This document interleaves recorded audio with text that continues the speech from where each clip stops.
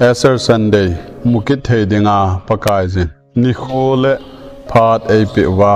ta sa dama ei koi zalwin pa pathin avel velin thangwa na epewin hi gospel kiti hi ei pawa kipa na thupa itivin hi chu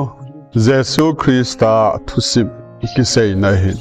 mun khana hin thilji thempa hin lampi panga hin milim Jesu lim khat anazin ai là mi khát pa hen nazi pa thu sim chu nei sei pe ati aman jong Jesu Christa pen thu sim sajin Jesu Christa le se na len la ya athil bol ho zo se sajin athi in akivuita ati hila chun thu sim achai jin hila thu sim achai chai chun mi pa chun ada hatan khunungin akigel gela hele akichai lo cho hen athil ji cho da than anung adalin nang pa anakhongai ta din ati khatpan jong ipithu ham ati ala kathusim sei kachai hi lai jet ipi chu am ati ala man hi ti ase cho Jesu Christa su athi se hi pon ni thum lhin nin athau da in pa pathen jet lama tawin ata san ho zo se pui dinga hung ki ding hi ti in akinong le tai ti Gospel kipa na thupa hi Jesu Christa thodo thusim zau lawa chu buthing lo he la hi ti hi tuni phana ka sai do no mi hi Esther Sunday itivin Jesu Christa thodo he tunia hi jingpol hung ke kewa muthima ko na khowa hung ding kon tabanga ho Jesu Christa hi thina ko na gal hin zo ahung thodo he hi chini hi pakai Jesu Christa thodo Esther Sunday ta iman niu chu ahung hitan he hi ti hi chun thusim tam ka zong la numei khanin hi chana pakai anangai lu namti hi ivet khom divin ka hin dei sai na hi chia dinga chun gospel zone bung som ni chang som lagi na kahin sim do no min hi Miriam Magdalene chun achina sei zui hoza a chun pakai chu kamuta ati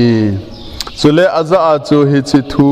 asei jong chu aga seje ati cho Miriam Magdalene kitinu hin sei zui ho ko ma he gachi a pakai chu kagamutai ki mai ton ka ki muhanta tin thanom sa in aga sai ne athusim hiti he chonga ni ki chai ni ngo khoma sa pen ni jing ka matta khuzin he ama jong than lang adalin aga ve ne ahi le than chu anaki tang do ta anaki hong ta avet le Jesu tapon he hi phana chen ahung nung thain sei zui ho ko ma report ape ne sei zui ho ko ma report ape le sei zui ho yong chun athai kit novin aga vet novin avet pha novin Jesu lo chamu pha novin ama hon jong o Jesu na sei zu goi lung a hita ativin ada tha tawin ai wangin Miriam Magdalene chu mun chu dal halo helin ading cha khe jeng he ti hi tuni ai sei do no he khana ka sei do nom chu hichinu hi koi ham hiti al hin hichinu hi pakai Jesu Christa gospel look lang khoi ve na hele asunga thilha anano do nanu che hin thilha anachenga gen thei a thilha control na noya ana ahin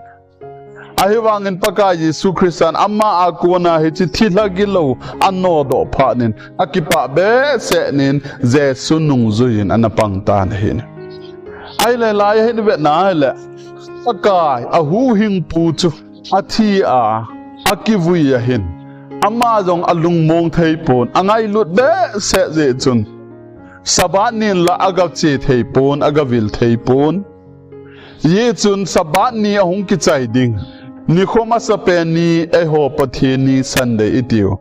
jingka mata khova lo lai muthim lai hin than lang chodel jing hin hi chi chuni piavet sa anham tila hi chi nun Jesu angai lu dan ban chu khova kala ngalal jing hin chulai custom jong chu sei daw te tu lai hin jong numei khova lo lai za gam la lang del chukon ahinai ti na dam thilavop ahilo mi hon seile adam mon pha ke ni ta mati mai thei chu ahilo wa le mi hon pon lu ki khwa khwa ma sanga wa le lampia wa ki ti chu azong zon thang hoya ki chem ho a khumin amu kit na lai de ahi wangin akasam cultural win izat sei zong le apakai ngai lu na cho san be set je chun thana luma apakai ahu hing pu chu gamute ago na achi ala ka than na ke hong he chu ngai lu na hi kain ko te ho tunin pakai ngai lu na to hin ko ham ei khen zo dinga te pol in rom mi te ko ma na se ne Jesus Christa ki tho do amu masapen Miriam hong hi lon hi pham tele angai lut be set the to amma en hi chi anahola analhaizela anachi hitan min phonante min hausenante hi ti hoyong chu gel talo hela angai lut ja chot chi jing hi tunin pakai chan ingai lut wam kain ko te ho I chana pakai na ngai lut nam nang ma na ki ngai lut sanga pakai na ngai lut zo am ola mi vet dinga pakai na ngai lut ham na hu hing pu hi ti hi ki chen anamu a hela pu ne apakai ka ngai lut ti an din muna na in muna na to chu di na ahilo wale pakai ka ngai lui na ti a pakai ya dinga pang lo hel na hi di na ki sa na am Miriam wangchun Magdalene Miriam wangchun pakai ka ngai lui ati a khowa lo la ya pakai ko ma del zeng hi tu ne pakai ka ngai lui na ti ale na in mona na to thima pakai ka ngai lui na ti ale hi chu approve lo pakai ngai lu a hin pakai na ngai lu dan hi awan lo pi na hin dal ha van ti lon a theng te a ho bong ina hung pinga gen thei ta lei se na hong fo sa a gen thei na sang pe na hin to a cross a hong ti a hong ki vu ya hong tho do ke de ai le pa nga ngai lu na e pe wa he Miriam Magdalene hi chi cho he se ja nga e ngai lu pa he I alhan ka chi da dham ta alhan a de le hin tunin nangin zo pakai ka ngai lu na ti a le nangin zong del tango pakai ya dingin tong tango pakai za dingin pang tango ipala pakai ka ngai lui na ti a na to do I macha lo chu ya chu Jesus Christa se zui Simon Peter ko mai PSM zona chapa Simon hiti ho sa ngai nei ngai lu jam tele henge pakai ka ngai lui tia ho e ka ki ba ta ve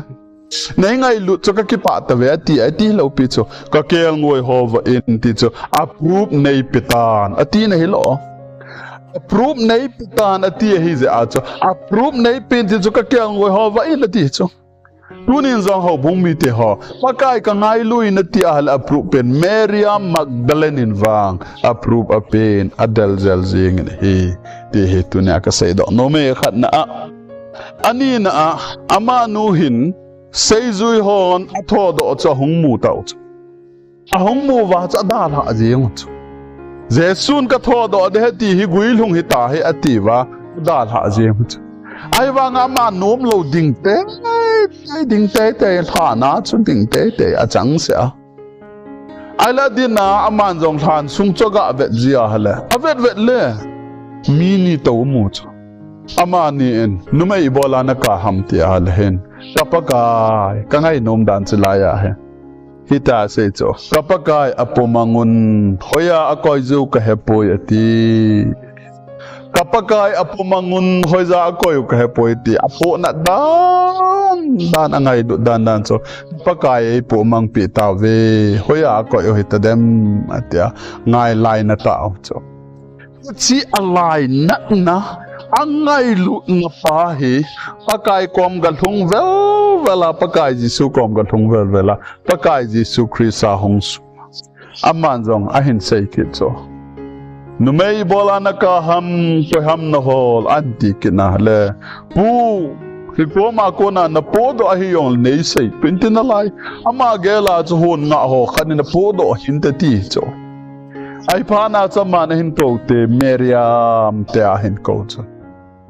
Pakai Yesu hi het pha nin ab skin nung hai in roboni ati jeng chu tuna hina pakai ngai lu dan miau sin adal ha Eliza Jesu dal ha lowa pa ngai kamu te te ding samu lowa hele kalung thom hau na ki chai thei lo de kadam mo na kadam thei lo ding ti na he ta cho Sune ayong hina hobung mi te ho Esther Sunday Jesu cha tho do te thokin na tha chuna nei ding hi ale Jesu a tho do ta hele tho do ta chu ta sei zu hon tho do li pi ka bol dham ta da tha na ba a tho do ai jong le kamu di chulam ati a amu a hele ma ki pa na cham kim chamu hi tunin Christian nahi a ping tha nahi a Jesu Christa atho do chuna mu lova na lung thiman na experience lova na lagaw hin khwa na experience lova le gal zo pun na te sopi gal zo pun na te mi hon wang ama hon wang da atho do ta chu ti a se ju hon da la wang na ma wang da la ngam pun na Jesu da la na di tam dan Jesu da la na di tam dan dan Nay là gấu sum lệ pai chỉ azong đa hạ thể hi Hasan na azong đa hạ thể hi nộp nhau đa hạ thể hi mi hon Jesu thâu tai tia đa hạ nang gong na đa hạ lệ tong cái tila iti ka đa hạ ding ham Pakai ka hu hing pu iti ka đa hạ ding ham mi hon đa hạ mana iti ken ka đa hạ di ti jing in te ka ti cho đa hạ lo a chai na Jesu mu Tunin zong Jesu Christa hi athove wa noi hu hing pu hi ahi wanga nangin atho do chun na lagaw hin khwana experience lawa nang hin khwa hi tho do mong hinam Miriam Magdalene hin khwa tho do Miriam tina hin ko tan hele ya chun roboni atini pitem ilaya hi apum mat jeng hele kilomet hi ki pa be sana nei tong khai lai zen ka pa ko ma ka che hi lai zen aga ti kit so ki pa di dan dan so kain ko te ho ai le la ya ka se do nom chi pe ham ti ale kain ko te ho pakai zina minan ko tuni hina Jesu tho do ai na ti ale Jesu tho do hina he na hele nangin zong na hin khua hi na experience te te ngai cho pakai zin namin na ko win a hina dem ki pa na cham kim ding a hi nop na cham kim ding a hi bulhin na hi ahi lo wale hoi langa ki pa na mudi tuni hilaya he hung kile a seizu ho ko ma pakai chu kamuta ya tia mi hon na mula ki pa eti wang aman experience ta lo chala aman a hon ne kha ta lo chala manu na ne kha tuidan he na ki pa na yong su van ki pa na ki ti pa khwa ne ta dinga kilom ta hin na ki pa wanga na ki pa na cham kim lo pi chu so pite ho hitin se nge hoina na hung teng labo na kipa in hina na teng la na kipa pon na tau teng labo na kipa in Bible sim teng labo na kipa in pakai la cho ta na khom teng labo na kipa in na chang se na ma na kipa thelo pi ham pakai to ki mato lo lai na hi mai thein te atha ben ki gel ken pakai a hu hing chang lo lai na hi mai thein te atha ben ki gel ken Hilaya hi amma ki pa dan hi seizu on hi tabang ki pa na hi amu zo lo cho aji cha pakai to ki moto ta cho tunin atha ben gel ki venti hi pakai mina ka hin te men hi chi thu sim ka sei lai hin ka gel do khat amen biligram in sermon an bol na khat hi second world war lai hin ati cho mi pate se gal kon ta mi nu te la cha te bo ina omen Nilha khat hi chapang khan in apalim chave ave zingen anu ni bola na vet ham tia la heno kapata hi kangai tama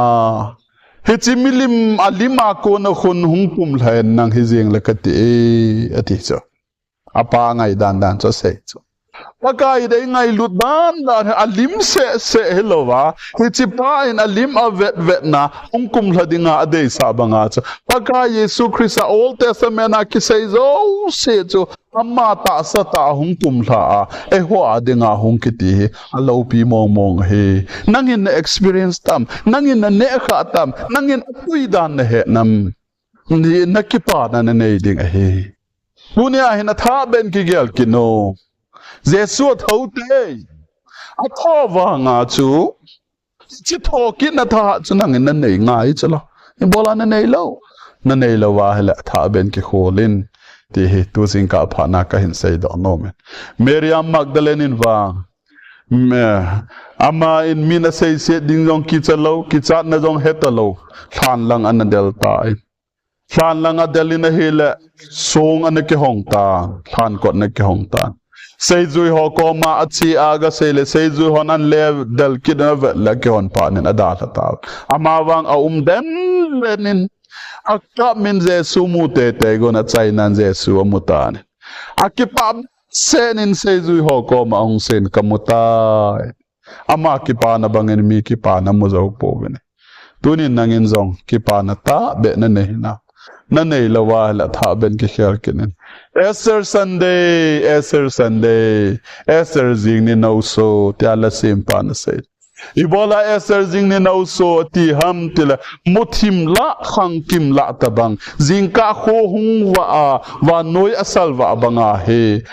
chon sen muthima ko na he Pakai Jesu Christian kho hung wa thina ko na hung tho da asar wa keti a hen ti chi chun nanga asar wa lo lai ham nahin kho sarwa lo lai ham na in sunga sarwa lo lai ham nama kho sarwa lo lai ham na lam pi sarwa lo lai hal tunin nangin Jesu Christa he mi says an head to knowledge sabo na brain bo wan ne hin nangin na ne hi lai je namu hi lai je atha be in ki kholin Pakai pathin in pathe na bo ta hen ka ki pai